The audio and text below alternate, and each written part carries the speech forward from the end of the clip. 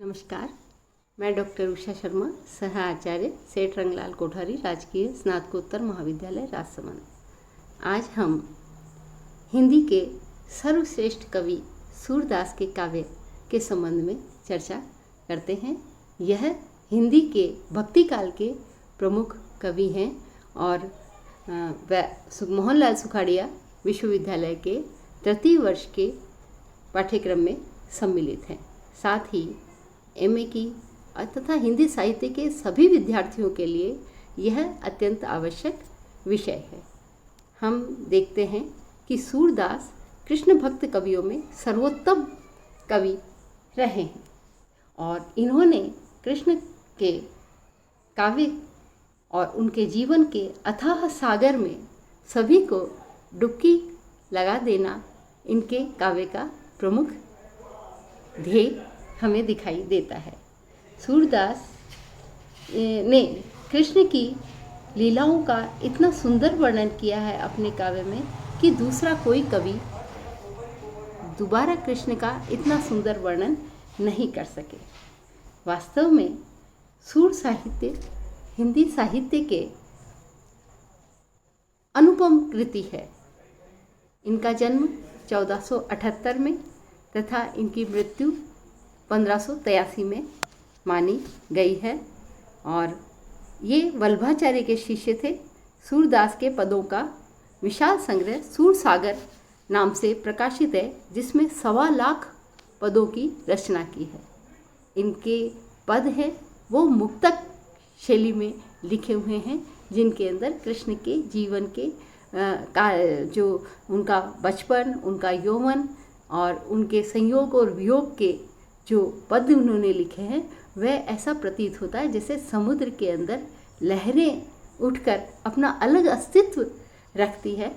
उस प्रकार से इनके काव्य के जो मुक्तक हैं वो दिखाई देते हैं और वे श्रीमद् भागवत के मुख्य आधार उनका श्रीमद् भागवत है और जिसमें उसका 10वां स्कंध जो है, जिसके अंदर कृष्ण की बाल लीलाओं और यौन क्रीड़ाओं का वर्णन है, वह इनका मुख्य विषय रहा है, वर्ण विषय रहा है। और इसके अतिरिक्त उन्होंने साहित्य लहरी और सूर सारावली 2 अन्य ग्रंथ भी लिखे। साहित्य लहरी अलंकारों और नायिका भेद का सूक्ष्म अवस्था वर्णन उन्होंने साहित्य लहरी के अंतर्गत किया है, जिसकी रचना काल जो है 1607 में माना गया है। सूरदास का वास्तव में सूरदास जो है वो वात्सल्य और श्रृंगार के कवि रहे और इन्होंने जो बाल लीला का वर्णन किया है वह इतनी सहजता और मनोवैज्ञानिकता के साथ किया है कि दूसरा जितना भी काव्य था ऐसा माना गया है कि इनकी झूठन प्रतीत, स्वयं द्विवेदी जी ने कहा, हजारी प्रसाद द्विवेदी जी ने, कि जो दूसरा कृष्ण काव्य है वह इनकी झूठन सा प्रतीत होता है। जो अलौकिकता कृष्ण की इन्होंने वर्णित की है वह अलौकिक होते हुए भी इतना सहज और सामान्य है कि साधारण सी बुद्धि रखने वाला व्यक्ति भी उसमें आनंद की प्राप्ति करता है। और जो सारे चित्र हैं इसके अंदर इतने मानवीय और सामान्य हैं कि वह सबको अपने से प्रतीत होते हैं। यशोदा माँ, नंद बाबा, सखा, गोपियाँ, ये सभी हमारे सामान्य जीवन के पात्र और इतने स्वाभाविक है, जिसके अंदर एक आनंद की अनुपम अनुभूति इनके काव्य में हम देख सकते हैं। सूरदास ने अपने काव्यों में शुद्ध साहित्यिक भाषा का वर्णन किया है और मुख्य रूप से इनके काव्य का जो है भ्रमर गीत वह प्रमुख इनके काव्य की रचना मानी गई है।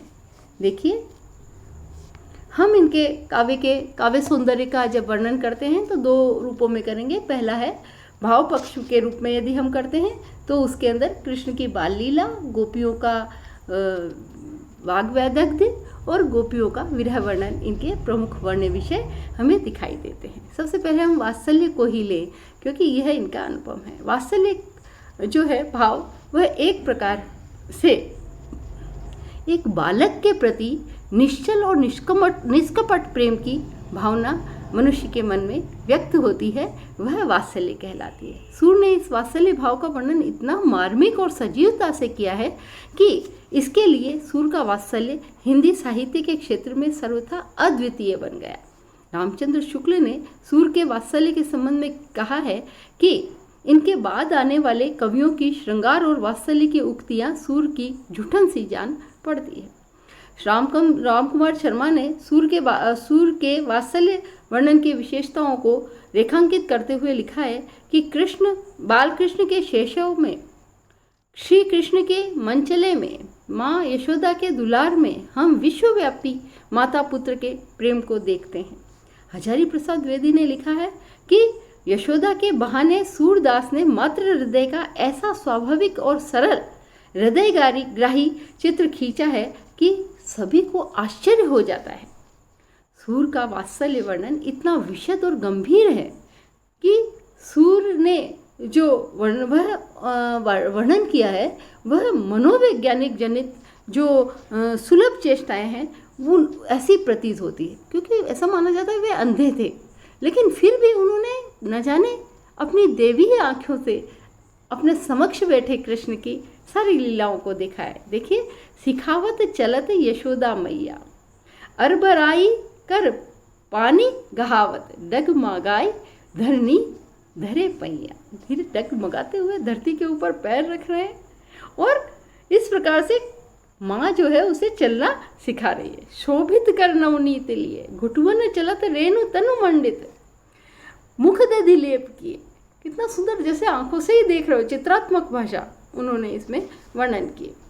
और इसके साथ ही बालोचित मनोभाव, बुद्धि चातुर्य, स्पर्धा, खीज, प्रतिद्वंदिता आदि का भी बड़ा मनोहारी वर्णन किया है। मैया कबहू बढ़ेगी चोटी, केती के बार मोही दूध पीवत भई, यह जो हूँ है छोटी, यह छोटी की छोटी है, कितनी बार तुम मुझे पागल बना बना के दूध पिला देती हो। मैया मैं नहीं माखन खायो, ख्याल परे ये सखा सदे मिली, मेरो मुख लिपटायो। मेरा जबरदस्ती मुंह लिपटा देते हैं और मेरे को चोर बता देते हैं, ऐसा वर्णन कृष्ण का किया। बाल सुलभ, बहुत सुंदर। मैया मोही दाऊ बहुत खिजायो, मोसो कहत मोल को लीनो, तो ही यसुमती कब जायो। मुझे चिढ़ाता है कि तुझे तो मोल का लिया है, तू उनका पुत्र है ही नहीं। और इस प्रकार के अनेक पदों की रचना की है, जो 1.25 लाख पद सूर सागर के अंदर है। उनमें बहुत सारे पद ऐसे हैं कि हम एक पल को इस जहान को भूल जाएं और कृष्ण ही हमारे आँखों में बस जाए। माता के यहाँ तक कि माता पुत्र के जो विरह था वो भी उन्होंने वर्णित किया है। देखो, संदेशो देवकी, जब कृष्ण मथुरा चले जाते हैं तो वो माँ उनको कहती है कि देवकी से जाकर कहना कि हो तो धाई तिहारे सुत की, दया करत ही रहियो, मेरे पुत्र पे दया करते ही रहना, ऐसा नहीं तुम इसका ध्यान ना रखो ना। तो यह जो कथन है वह अत्यंत स्वाभाविक अभिव्यक्ति है। इस प्रकार से सूर का वात्सल्य वर्णन, बाल सुलभ चेष्टाएं और क्रीड़ाओं में के अतिरिक्त माता का जो है हृदय पुत्र के प्रति बहुत ही स्वाभाविक व्यंजना व्यक्त करता हुआ दिखाई देता है। बालकाल का जो वर्णन उन्होंने किया है वह केवल बाह्य सौंदर्य नहीं है, अंतः प्रकृति की भी सजीव चित्र सूरदास ने अंकित किया है। बाल हृदय में शोभ, ईर्ष्या, खीज, चापल्य, ये सारे भाव उनके काव्य में देखे जा सकते हैं। बाल लीला से संबंधित पदों में यशोदा और नंद की संतति स्नेह के रूप में वात्सल्य की अभिव्यक्ति बहुत ही सुंदर ढंग से हुई है। सूर ने बचपन की विविध दशाओं की स्वाभाविक एवं मनोवैज्ञानिक चित्र बहुत ही ममता हृदय, मातृ हृदय और अनेक प्रकार की चिंताओं, अकुलाहट, उत्सुकता, इन सब से भी भरकर उन्होंने व्यक्त करी है। देखिए, खेलन जब मेरी जात बलैया, सूरदास जो है वो अपने वात्सल्य रस के अंदर क्या कहते हैं, अब मैं तुम खेलने नहीं जाऊंगा। जावे ही मोही देखत लरिकन सर, तब ही खिजत बल भैया। जब मेरे को अपने दोस्तों के साथ जाते देखते हैं तब भी ये बल भैया जो है खींचने लगता है। मोसो कहत पूत वसुदेव को, देव की तेरी मैया, उनको सामने मुझे कहता है कि तू तो उनका बेटा है और देव की तुम्हारी माँ है। इस प्रकार से एक सुलभ सा जो खीज, जो चिड़ है, वो तक उन्होंने वर्णित कर दी है अपने काव्य के अंदर। देखिए, एक सुंदर चित्र, लालन तेरे मुख पर हो वारी, माता का हृदय देखिए।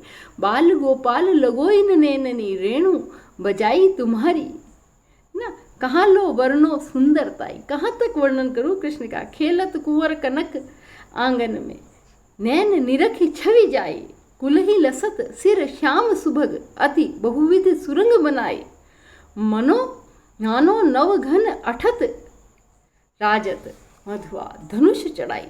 इस प्रकार से उनकी भुएं हैं मानो नए नए बादलों के बीच के अंदर किसी ने धनुष चढ़ा दिया। बाल सुलभ सौंदर्य भी उनका अनुपम वर्णन किया है उन्होंने काव्य सौंदर्य का, और इस प्रकार से उनका जो है यह काव्य सौंदर्य अनुपम कहा जा सकता है।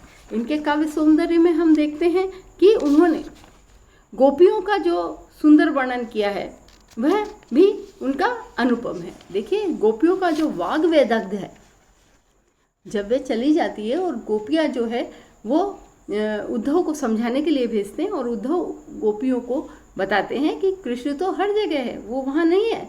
गोपियाँ अपने वेदग्ध से उनको अपनी बात को कहती है। ऐसा प्रतीत होता है कि उनकी जो विदग्धता है वह अनुपम है।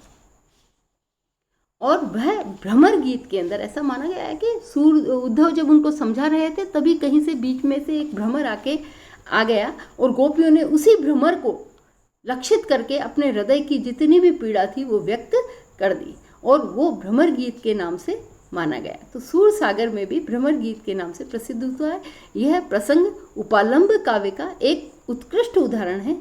नारी हृदय की जिन भावनाओं का विश्लेषण मनोविज्ञान के पारखी भी नहीं कर पाते, सूर ने इस प्रसंग में उनका चित्रण अत्यंत कौशल के साथ कर दिया है। सूर के भ्रमर गीत का आधार तो श्रीमद् भागवत है ही। इस परंपरा में सूरदास ने अपनी विलक्षण प्रतिभा को मौलिक, आकर्षक और हृदयग्राही रूप में व्यक्त किया है। ज्ञान के गर्भ में डूबे जब उद्धव ब्रज में पहुंचकर गोपियों को योग का संदेश देते हैं और ज्ञान के समक्ष भक्ति की हीनता और को प्रदर्शित कर मनुष्य के प्रेम में अनुरक्त गोपियों के हृदय पर यह उपदेश बुझे तीर के समान आघात पहुंचाते हुए कहते हैं, तब गोपियां भड़क जाती हैं और वे अपने क्षुब्ध हृदय से जैसी भोली भोली बातों को सामान्य से तरीके से उद्धव को कहती है, तो उद्धव की निर्गुण ब्रह्म जो है वह भी लाचार से दिखाई देते हैं। कहती है, निर्गुण कौन देश को वासी, मधुकर कही हंसी समुझाए सोहदे, बूझत सांच न हासी।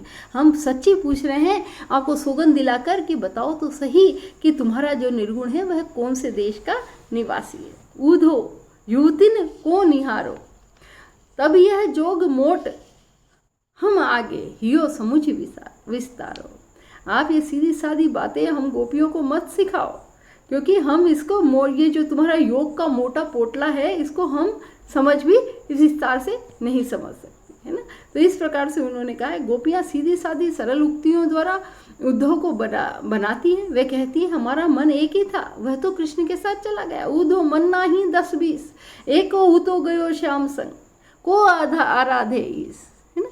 तो मथुरा में न केवल गोपी बल्कि कुब्जा एक दासी थी, वो भी कृष्ण की बहुत सेविका थी, उसका भी वर्णन उन्होंने किया है। मथुरा में कुब्जा के साथ कृष्ण की प्रीति के लक्ष्य करके गोपियाँ कहती है, ऊधो जाके माथे भाग, कुब्जा को पटरानी कीनी, हम ही देत वेराग। अब तो कुब्जा उनकी पटरानी हो गई है। तो इस प्रकार के नारी सुलभ जो छोटी सी ईर्ष्या भाव है वह भी उन्होंने वर्णित कर दिया। उद्धव की बेसिर पैर की बातें सुनकर सरल हृदय गोपियाँ अब झुंझलाने लगी बाद में, थोड़ी देर बाद, और उन्हें जलीकटी भी सुनाने लगी। विलग जानी मानहु ऊधो प्यारे, यह मथुरा काजल की कोठरी, जे आवही ते कारे। वह तो काजल की कोठरी है, जो भी उधर से आता है वह काला का काला ही आता है, कोई मन साफ वाला तो यहाँ आता ही नहीं है। इसी प्रकार से इन्होंने न केवल वाग विदग्धता का अनुपम वर्णन किया, विरह वर्णन का भी अनुपम वर्णन सूरदास ने किया है। विरह वर्णन में तो ऐसा प्रतीत होता है कि उनका प्रतिभा जो है वो परमोज्वल प्रकाश देखने को हम देख सकते हैं। कृष्ण के विरह में गोपियों की व्याकुलता, पीड़ा और सुख, खीज, ग्लानि आदि की मनोरम अभिव्यक्ति उनके काव्य में दिखाई देती है। गोपियों का प्रेम में पार्थिव वासनात्मक होकर भी विरह दशा में सूक्ष्म आध्यात्मिक परिष्कृत रूप में हमारे सामने आती है। विरह में गोपियों का निश्चल, निष्काम, अविच्छिन्न प्रेम चरम सीमा पर पहुंचा हुआ प्रतीत होता है। विरह विधुरा गोपियां अपने आराध्य के प्रवाह में ब्रज का कण कण छू लेती है। वियोग दशा के जितने भी भाव मानव हृदय में उठे उन सब का चित्रण सूरदास ने बहुत सहजता से किया। जो मैंने अभी पिछले वाले रस वाले एक वीडियो में बताया था, वियोग की 10 दशाओं का वर्णन, उनका वर्णन भी उन्होंने अपने काव्य में सभी का किया है। तो केवल गोपियां ही नहीं, अपितु ब्रज के पशु पक्षी वन पर्वत आदि समस्त जड़ चेतन जो भी है वह कृष्ण के वियोग में व्याप्त है ना। देखो हमने कहा अति ग्रस्य गात भई है, कौन गाए, तुम बिन परम दुखारी जाई। और यहाँ तक कि यमुना भी काली, देखिए तो कारिंदी अति कारी, वो भी काली पड़ गई है। कहियो पथिक जाए हरिसो जो भई विरह जुरकार, क्यों? क्योंकि वो विरह में जल गई है। इसी प्रकार से कुंज के लिए कहती है बिनु गोपाल वेरुन भई कुंजे, अब तब ये लता लगती अति शीतिल, अब वही विरशम ज्वाल की पुंज, है ना। तो इस प्रकार से बहुत ही सुंदर वर्णन उन्होंने काव्य के अंदर गोपियों का विरह वर्णन जो है वह कवि ने किया है, जिससे ऐसा प्रतीत होता कि यह विरह वर्णन अमर कर दिया हो, मान लो कृष्ण के इन्होंने अपने काव्य में, सूरदास जी ने गोपियों का विरह। अब हम इनका काव्य सौंदर्य का दूसरा पक्ष लेते हैं, कला पक्ष। तो कला पक्ष के अंतर्गत हम देखते हैं कि जो सूरदास के जो 2 प्रसंग उन्होंने मुख्य रूप से लिए, बाल लीला और भ्रमर गीत, ऐसे हैं जिसके अंदर कवि की काव्य प्रतिभा का विकास चरम सीमा तक पहुंचा हुआ दिखाई देता है। कृष्ण की बाल लीला का विस्तार अनुपम है। बाल कृष्ण के घुटनों के बल चलना, रेंगना, उठना गिरना और गोचारण, चोटी न बढ़ना, बहुत सारे चित्र ऐसे हैं जिनको हम बहुत ही स्वाभाविकता से हृदय में उतार लेते हैं।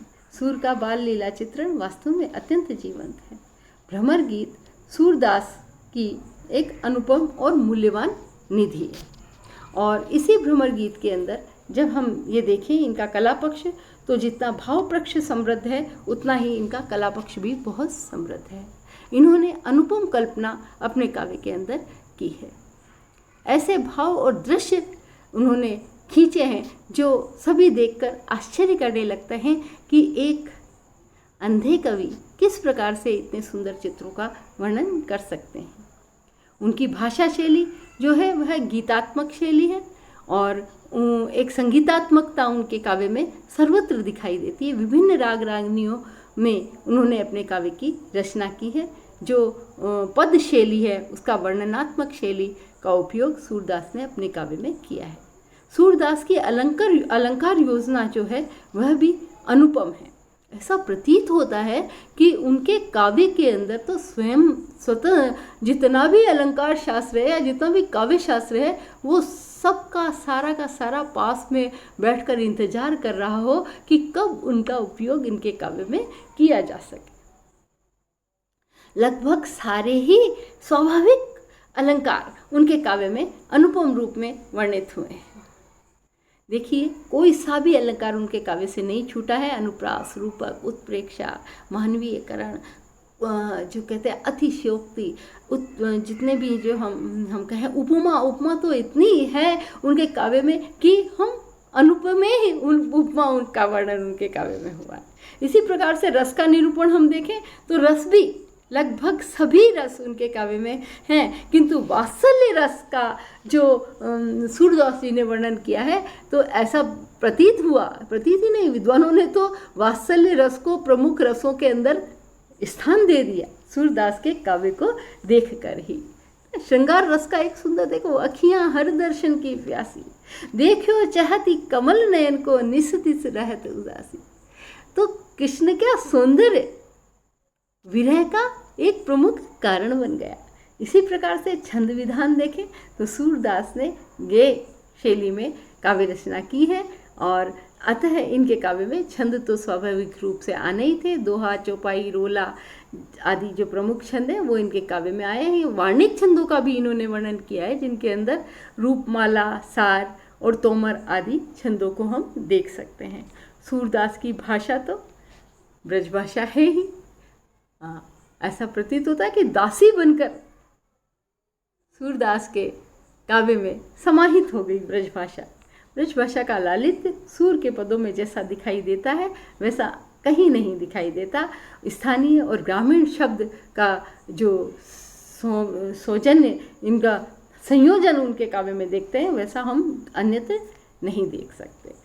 कहीं कहीं पर फारसी और अरबी के शब्द भी आ ही गए हैं, लेकिन फिर भी मुख्य रूप से नहीं। जैसे संदेशनी मधुवन को अपने तो पथवट नाई हमो फेरनी फिरे, है ना, फिरनी फिरे, वो वापस नहीं आते। इसी प्रकार से इनका काव्य अनुपम काव्य है जो हम सूरदास के काव्य में देख सकते हैं। धन्यवाद।